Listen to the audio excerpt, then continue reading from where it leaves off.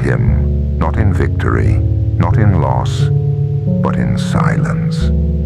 His breath came in thin, rattling pulls, each one tasting of rust and earth.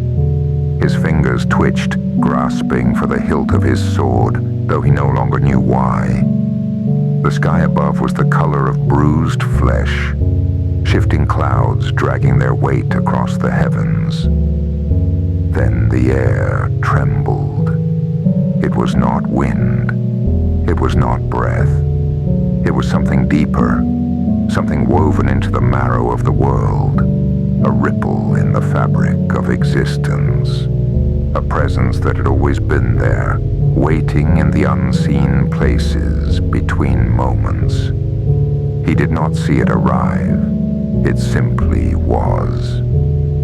The Veiled Seraph stood beside him, its form unraveling and rethreading, neither still nor shifting. Threads of space and time wove through it, its limbs stretching too far, its presence folding the air in quiet, pulsing waves. It smelled like old cloth and something deeper, something like the dust of forgotten ages. Its voice was not one voice, but many. A whisper spoken backwards, a lullaby hummed through a cracked throat, the scrape of a needle pulling through fabric. The warrior tried to reply, but his lips held only the weight of blood. The Veiled Seraph bent low, and with one impossible motion, it reached beneath him, beneath the skin of the world itself.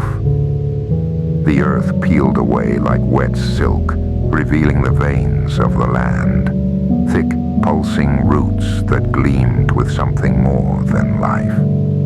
And there, dark and glistening, his blood seeped between them, sinking, curling, feeding. The air tightened, pulling him forward, showing him more.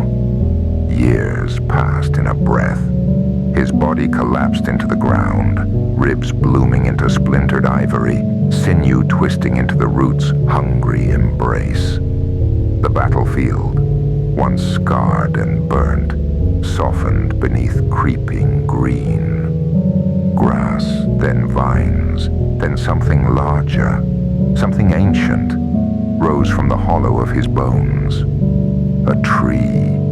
No, not just a tree, his tree.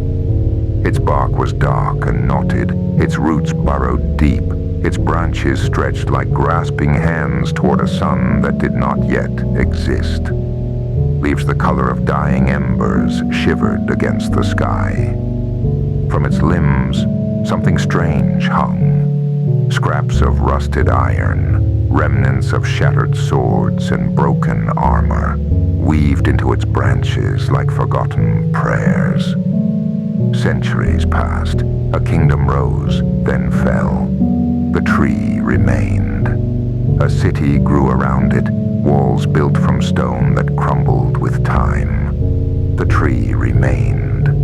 A child touched its bark and whispered a wish.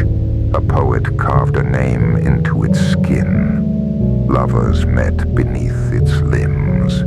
A dying king rested his back against its roots, breathing his last beneath the very shade that had once been a man. The warrior felt all of it, was all of it. His blood in the bark, his bones in the roots, his breath in the leaves. No songs would be sung of him, no legends carved into stone. And yet, he would outlast them all. The Veiled Seraph stood, its form shifting, folding back into the unseen corners of existence. Not all threads are meant to be worn, it murmured. Some are meant to hold the world together. The warrior closed his eyes. The last thing he felt was the weight of roots, gentle and firm, pulling him home.